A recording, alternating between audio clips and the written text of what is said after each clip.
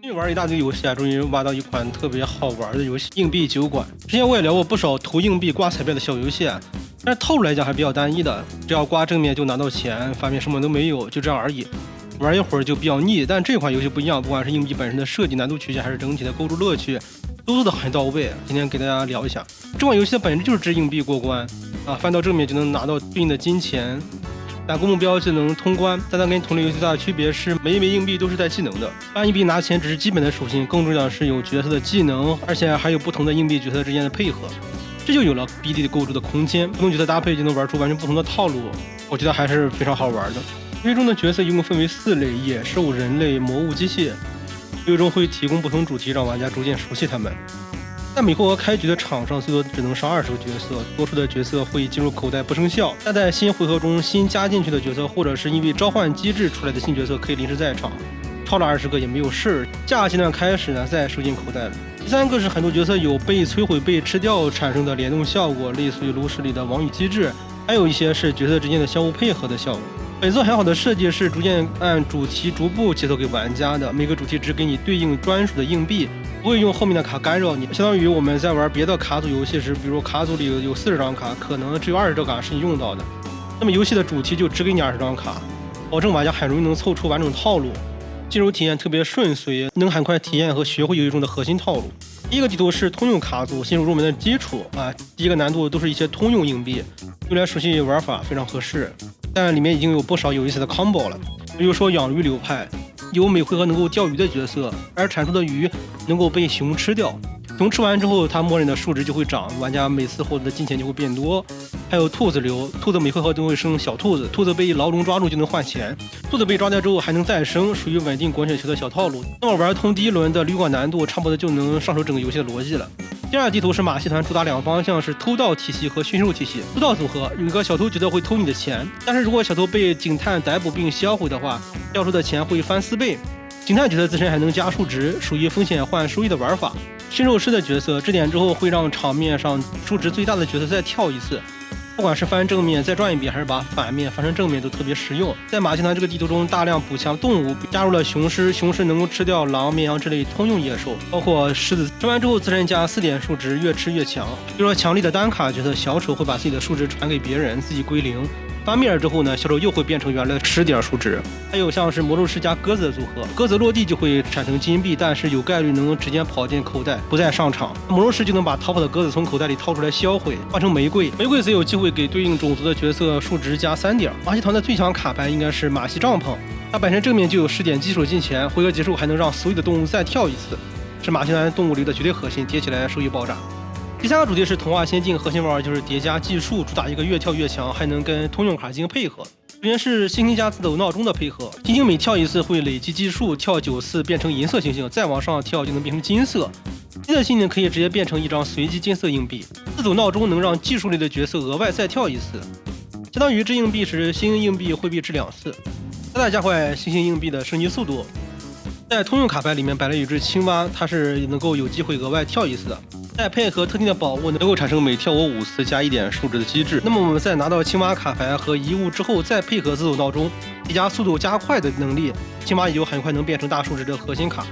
还有像是食人花能够吃掉人类和野兽角色，增加自身数值，带冷却时间，也能起到一定经典卡组的作用。还有像是炼金术师可以直接获得场上所有魔物的金币，像是大厨能把各种野味变成大餐，触发各种网友效果的好用卡。童话仙境的核心卡牌，我觉得应该是女巫卡，每回合给所有的动物和魔物加2点数值，永久叠加。这时大家会发现，每个主题至少会增强2个流派。仙境不仅能够强化动物，也能强化魔物。第4个主题宝藏港湾是个人最喜欢的一个流派，分成宝箱赌博和海洋生物2条线，像是老虎机加地精体系。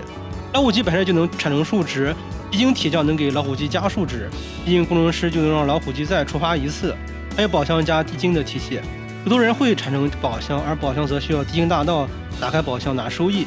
当然你也可以用钥匙来打开，又或者是用核心卡巨龙。巨龙会吃上场上所有的宝箱和地精大盗，每吃一个自身的数值面额就额外加3点，越吃数值越高。所以这个体系里面会有一个坑，如果狗头人出太多，场上宝箱堆积如山，但是我们又没有钥匙，又没有地精大盗吃宝箱拿收益，也没有拿到巨龙的话，那宝箱就会全卡在手里，会因为手里没有位置进口袋，没有产生作用，而且我们不会拿到额外的钱，特别尴尬。另外还有珍珠金商线路，珍珠贝被捕捞工捕捞到会变成珍珠，珍珠商人的数值就等于全场上面珍珠的数量，珍珠越多商人越猛。还有另外一个简单核心的海盗体系，本身海盗船长就能够掠夺别人的点数加到自己身上，很符合人设。另外还有海盗船能给周围的海盗船长动物加一点数值，能让他们多跳一次。还有美人鱼加海洋生物的组合，美人鱼每回合会给青蛙、鱼人、乌龟这类海洋生物永远加2点数值，越往后越强。除了美人鱼加海洋生物这种养成小角色的体系，还有机械鲨鱼，会吞噬数值小于10的角色，吞噬之后再加上自身数值，相当于清理杂鱼养一个大哥角色。第5个主题是黑暗地牢，主打魔物和猎魔人2条对立的线，玩法比较激进，也是最容易玩崩的一个主题，很容易造成自己的硬币角色相互打架。魔物体系主打死后复生和互相吞噬的玩法，木乃伊角色死了不会消失，会变成墓地，当然也会占据场上的角色位置，之后会原地复活。像是邪教徒会主动摧毁己方的魔物角色来触发效果，吸血蝙蝠呢则会吸收人类角色的数值，加到自己身上。死灵法师会给场上的骷髅、木乃伊、人造人这类魔物加数值，还有像史莱姆体系，史莱姆生成器会生成随机的史莱姆，史莱姆王就会吸收史莱姆来给自己加数值。像是吸血鬼每回合结束之后必定吞噬一个人类角色，要是没有人类可吞，他就要躺进棺材，等10回合以后才能复活，属于收益高但性质也大的大盒。当然你可以每回合给自己的卡牌里面加一个人类角色，或者通过宝物每回合产生一个人类角色。还有像猎魔人体系，专门来克制魔物，猎魔人会直接杀掉场上数值最高的魔物，然后获得10倍基础面值的金币，但也有可能造成玩家玩的吸血鬼跌得很高，但是又不小心拿了猎魔人的角色，那猎魔人就会直接把你最高的角色给杀掉，而只能拿一点基础钱血亏。但是如果你主要走猎魔人核心的体系，你可以拿一般的魔物，这样的话猎魔人杀低等魔物就能拿很高的钱了。另外还有除魔电饭锅，类似于七龙珠动画中的魔风锅，从数值最低的魔物开始挨个摧毁，是清魔物的利器。重点提醒一下，魔物体系似乎跟猎魔人体系是有点对立的，魔物吃人，猎魔人杀魔物。就是构筑的时候呢，脑子一热两边都塞，有可能造成场上自己人打自己人的结果，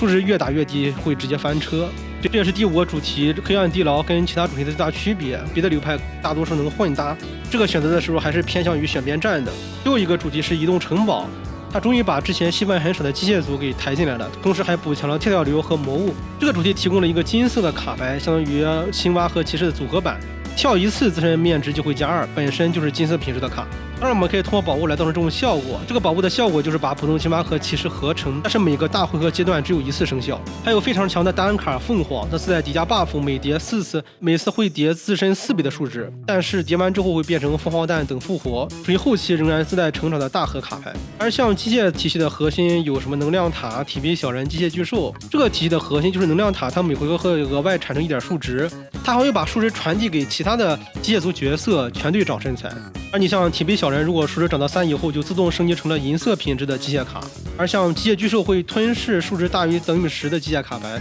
吞噬后自身数值会暴涨，这也是机械流的终极核心，也是非常强力的。另外还提供了给魔物补强的魔能卡，那就把数值传给魔物角色的，跟地牢的魔物体系也能搭。游戏的玩法机制有点像其他的肉鸽游戏卡牌了，像是宝物系统就是像杀戮剑塔中的遗物，各种宝物对角色的价值都很明显，是拉高构筑上去的关键。好多套路要靠特定宝物才能完全成型，而像是宝物玩家是可以通过在商店购买的，还能够购买宝石给卡牌镶嵌强化。有一种一个特定的设计就是卡牌获取很慷慨，每次战斗结束，每次制完卡牌的回合结束都会给你31新卡牌，不像我之前玩的奇迹百技那样，获得新的象棋非常困难，而动不动象棋会永久消失。1比9管之后游戏就很大方，玩得非常爽快。当然大方也有副作用，你不能见卡就拿，很容易把牌组搞臃肿了，毕竟每回合只能上20个，10年卡可能都进不了手牌里面。当然游戏中也给了删卡的工具，这个删卡工具相对于杀戮尖塔来讲给的也非常慷慨。那通关了所有主题之后呢，就能玩自选模式，分为2种了，一种是20个硬币角色自选，和单主机模式差不多，牌池小，很容易凑出小的套路，难度比较低。第2个自营模式是60个硬币自选，牌池就特别大，干扰项是很多，想凑齐完整的构筑难度高很多，也更有挑战性。我自己是把所有的关卡打通了，不过最高难度呢只解锁了第1关，剩下的还没玩。整体玩下来之后，大概8个小时的体验都特别好，属于上手简单、玩得爽快的类型。核心的点是在于游戏的构筑深度很深，有很多流派，更重要的是它的难度曲线做得很舒服。从通用卡组入门，一个主题一个主题的慢慢解锁新卡、新的机制，群雄今年带玩家熟悉所有的流派，最后再开放大池自选，难度逐渐提升。新手不会一上来就会开两卡牌砸懵，本质上它还是卡牌构筑那套思路，输入一套能够闭环的 combo， 把没用的打卡删掉，就能玩得很顺。而且掷硬币的过程本质很解压，又不像是其他的卡牌游戏频繁的思考、频繁的操作，非常省时省力。当然要硬说，也有一些可以提升的地方，比如说目前玩法还是纯 PVE， 上线基本靠宝物和流派搭配来撑。要是后续能加个 PVP 对战，或者在掷硬币的环节加一些额外的机制玩法，可玩性还能再上一个台阶。总的来说，硬币酒馆绝对是我最近筛选的基板款游戏里面非常值得一玩的佳作，毕竟现在相对的好游戏真的不多。如果你喜欢本期内容的话，欢迎点赞关注，我们下期再见。